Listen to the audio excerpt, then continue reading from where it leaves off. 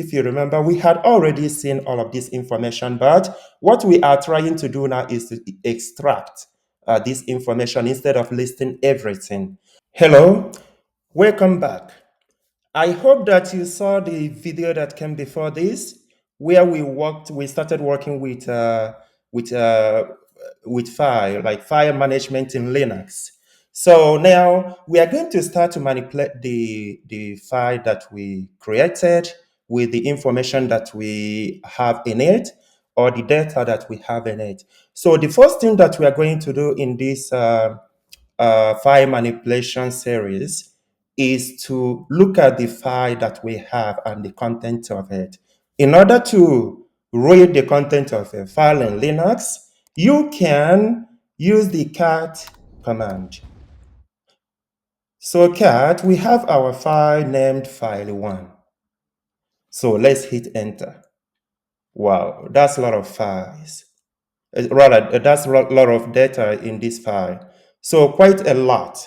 So we are going to kind of fix this in a way, because sometimes you don't necessarily need to read all this text. Let me clear this the screen. Now, what we want to do, let us read some section of the file, right? So before we do that, let me show you one command that is very, very important.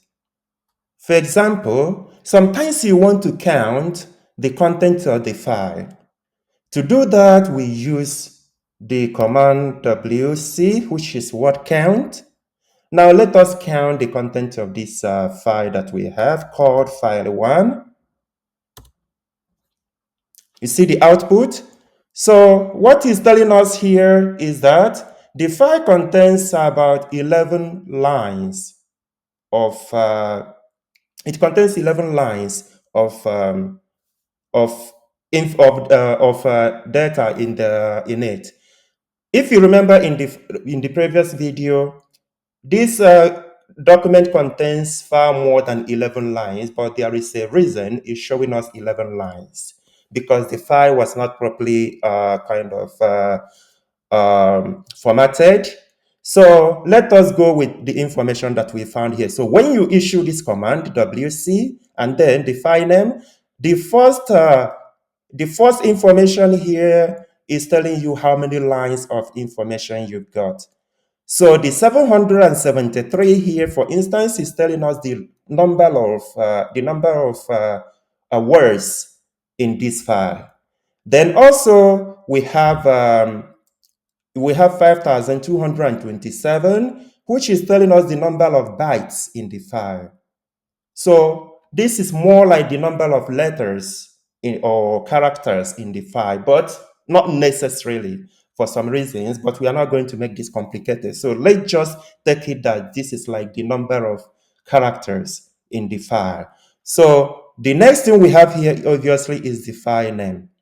So that's the information we have here. The next thing that is very important, especially when you are working with logs, with files, for example, is, let's say you want to kind of extract specific information instead of listing all the things we see now.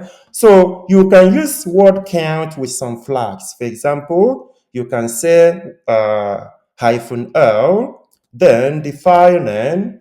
So it's going to give you the count of the line of the counts that we saw earlier. If you remember, it is 11. It's telling us the line, how many lines there are. We can also use something like W.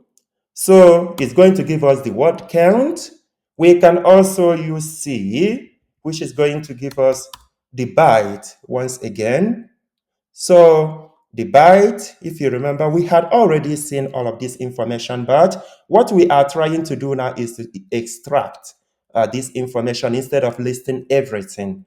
So, like I said earlier, we got the amount of bytes, the number of bytes, but sometimes you might be there is a reason it's giving us in bytes and not the number of characters. But we can also try sometimes to get the number of characters. In order to do that, we can use the letter M. It gives us the same amount of information. So there are so many things you can do with this, to be honest with you. And in the subsequent, as we continue, we are going to also use different flags that you could use in case you are like working with the logs, if you are working with the Linux, for example.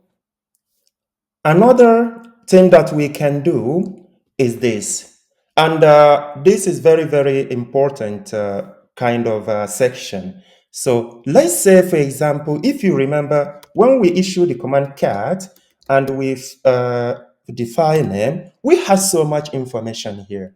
You see, sometimes you don't necessarily want to see all this information. You want to see some, maybe the first 10 lines or the last 10 lines of this data that we have here. So in order to do that, let us first of all clear our screen again. So for example, let's say head and then the file name. So as you can see, when you issue the command when you issue the command head and the file name, you are going to get the first 10 lines of the file that you are manipulating, if it has more than up to 10 or more than 10 lines. Remember, I have to say this again. If you watch the video that came before this, you would find the reason we got this looks like more than 10 lines. This data, I just copied it from somewhere. It was not formatted. So it's showing more than what looks like more than 10 lines. So if you are working with files and you just know that the head command gives you the first 10 lines of the file that you're manipulating.